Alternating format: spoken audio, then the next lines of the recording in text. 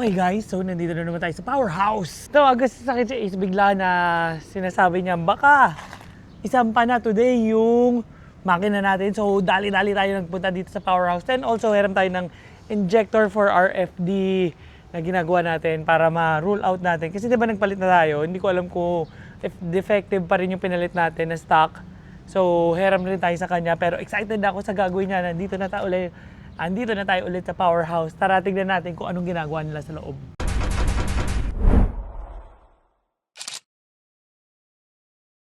So, pagpasok ko, bumabati sa akin itong Feels na FD.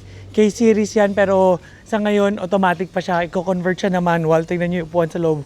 Wild rin may-ari nito. Tignan nyo. Automatic pa siya as of now. So, sabi nung may-ari nito, papalitan niya yung ima-manual swap niya rin yan. Tapos naka full Feels siya na kits, front bumper, ayan o. Naka spoon siya na wheels with Brembo brakes type R, vented hood, syempre Feels na wide fenders. Ganda. Ganda na FD na ito. Meron pa siya. Hindi ko alam kung Feels, ganyan ba yung Feels sa rear bumper.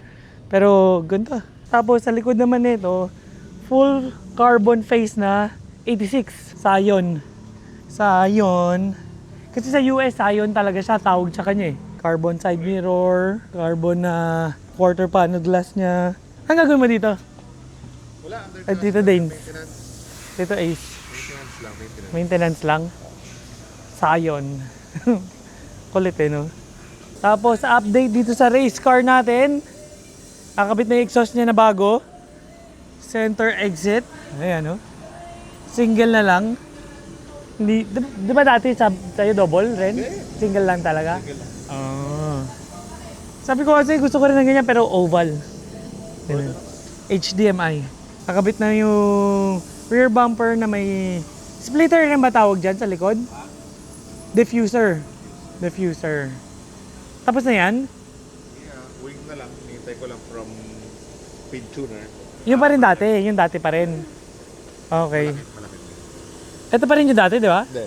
Iba na to. 3-wing na ikakabit niya. At parang may nakikita na ako doon, oh. Ayun, oh. Dahilan nung ba tayo pumunta dito. Excited na ako. Na-check mo yung oil pan?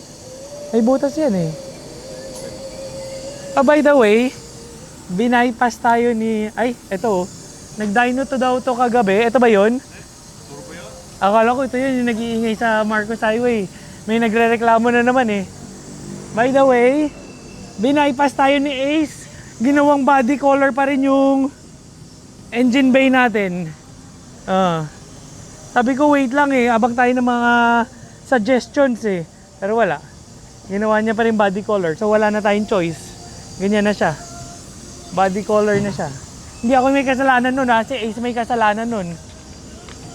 And DC5. Pinakamagaling na driver. Ha? Hindi naman, laos na. Ha? Ikaw, pinakamagaling na driver pa rin. DC5. Ganda. Kami. Meron mo yung cup. Naaraw mo dyan. Gago, huwag mo niloloko sa saldi ko ha. Saldi ko, in the house. Feedback sa build ni Tusog na K24. Kasi si Tusog nag-refresh niyan eh, di ba? Binuksan niya yan, pinalitan niya oil pump, water pump, chain guides, di ba? Ginawa ni Tusog lahat yun. Pwede na. Pwede na siya gumawa ng K24 rin. Idol talaga yan eh. Magpo-perform yun mamaya. Wala ka. May performance yun mamaya. Kaya kinakabit na yung pulley. Kasi meron tayo isang tropa, ninako yung pulley natin eh. Si Jace. Landicho. Naka-pulley din. Naka-pulley siya na ano. Yung... DI. Blaster. Kinuha eh. Kinuha. Excited na talaga ako. Malayo pa pero maski na, makita mo lang na nakasampa na siya. Alam mo nang, totoo na to. No, dami pa natin pinag-usapan ng nakaraan eh. Saan ba na uwi? Doon rin pala mauuwi. Sa pagnanakaw ng K-series ni Tusog.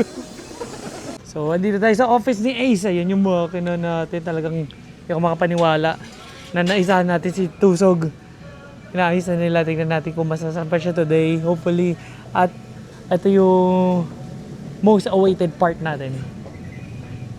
Malayo pa pero makita lang nakasampa na siya. Yun. Masayang na tayo dun. Oy, meron siguro nakakamiss mag-drive ng drag. Ha?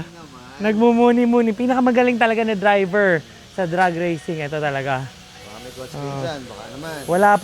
Wala pa mga traction control, wala pa mga technology na ganyan. Paa at pakiramdam lang ang gamit niya. At lakas ng loob. Ano mag-iisip? Fastest ng Philippines. Ay, di ah. Tito Danes, a.k.a. Saldico. Pinakamamayaman pa. Helicopter na lang ako. Nakakamiss, nami-miss. Ito na lang. Masyado mahina. Ilang horsepower? Masyado mahina. Nahihinaan Tito Danes. Hindi daw siya nagda-drive ng less than 500. Ito na, excited na talaga ako. So here's our engine. Tara, B-roll muna tayo. Yeah, how I feel to know you grinding. How I feel to know you shining. All in perfect time, and years put in the fine. How I feel to know you grinding. Yeah, how I feel. Wake up and smile at the mirror. It's a wonderful feeling to know so much I've been wanting. I can grind and go get it. Never more fulfilling at the moment than handling business. And never leave you who switched on you went right at the pivot. Is it right that I miss it? Was it motivation I needed to push to the limit? All I know is I'm never stopping. I made the commitment. Leave no promises broken. Leave no images blemished. I'm the one that you notice. I ain't blocking none of the haters. I need them to witness. Give me stairs over escalators. I grind and go get it. Don't believe in the limit. Go beyond and make sure the ending is. Sabi ni Tito siya daw nagturo kay Jer magtono. Kasi sa inyo, sino mas magaling mag-drive? Sige na lang. Ano na? Kaya nga siya bumabag. Pag buwabag ako, di ako nininervous. Natutulog ako. So, sinasabi ni Tito Ace kanina, kung ibenta niya kaya to, kung ibebenta mo yan, magkano mo ibebenta yan? If you were to put a price dito sa kotse na, kumbaga, masasabi mo ba price possession mo yan? Hindi naman. Kasi parang lahat pinagdaanan na nito eh. Na-car show mo na, na-karera mo na, na-drag mo na, kung ano-anong engine na kinapit mo dyan. Kung price, siguro 1.9? 1.9. Ooh. Kasama lahat, as in running, may aircon ganon, lahat.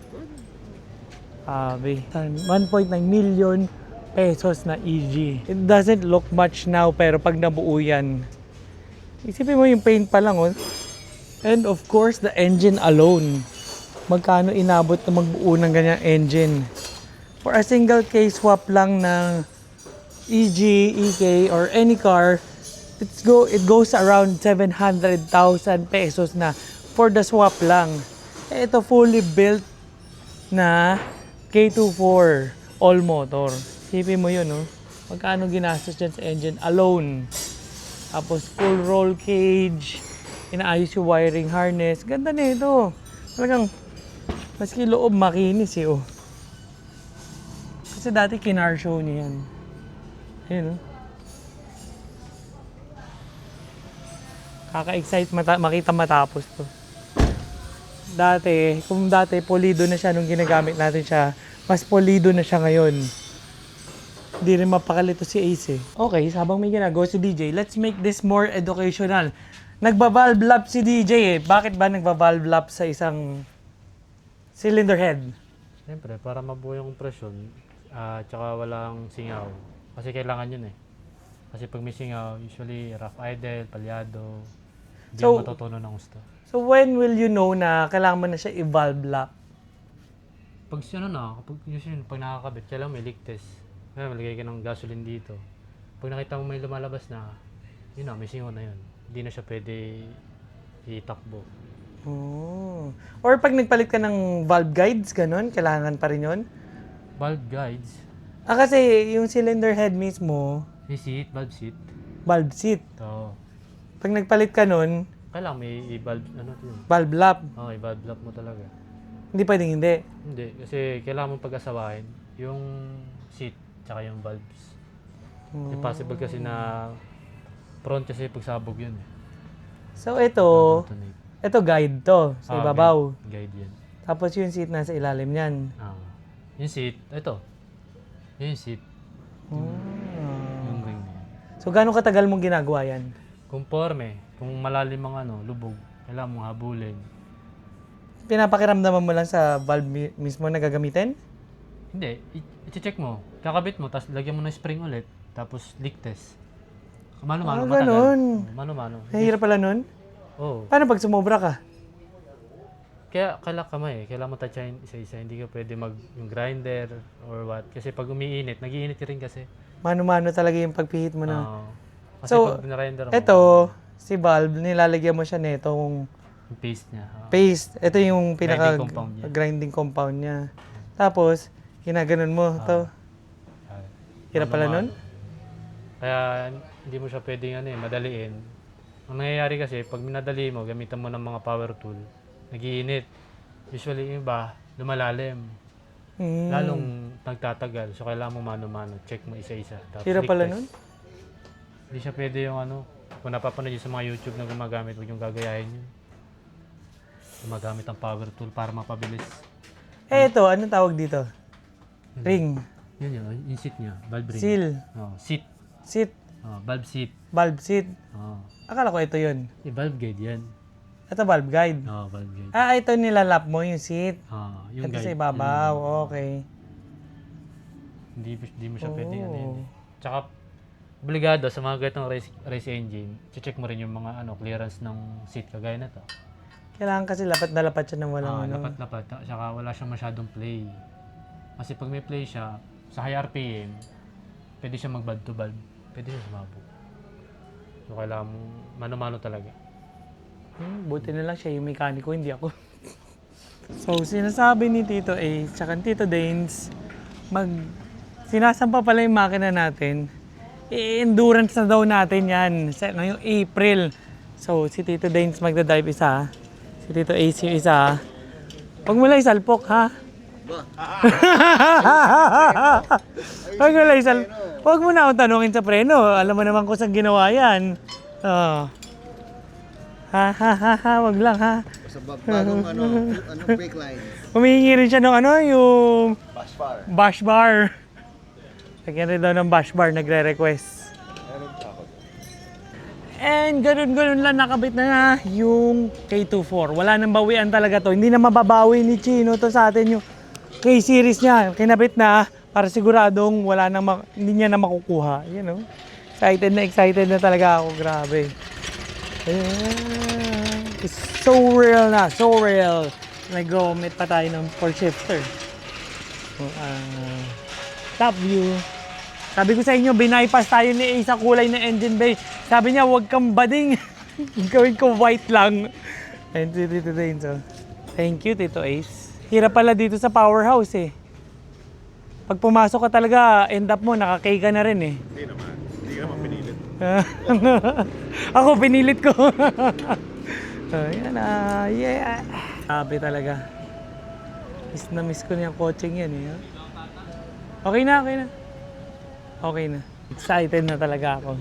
Okay, so nasampa na yung makina natin. Grabe, excited na talaga ako as in. Ayan na, shit.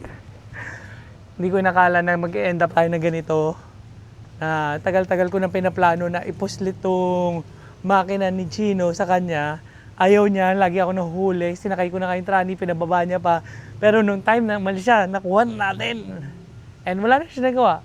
So para makabawi tayo, di ba, inayos na natin FD niya. And now, nakasampa na siya, wala na talagang bawian.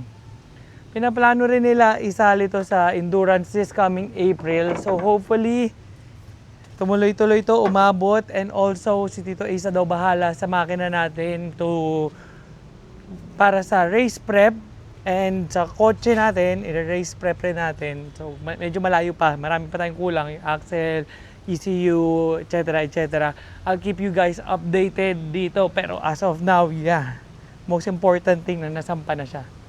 And again, the engine bay, hindi na iba yung color kasi si Tito Ace, ginulat lang tayo. Sabihan niya ako pag kukulayin ng engine bay, sabihin ko kung ano kulay, tapos biglang boom, nakulayan na. Okay, tapos na. Wala na tayo nagawa. Again, not important sa akin yung kulay ng engine bay. Importante na K na tayo. Because K is the way. K is the only way. So again, I'll keep you updated. Don't forget to like the video and subscribe sa channel natin. Hopefully lumaki-laki tayo para makapag more projects like this tayo. Excited na talaga ako, grabe. So catch you in the next one.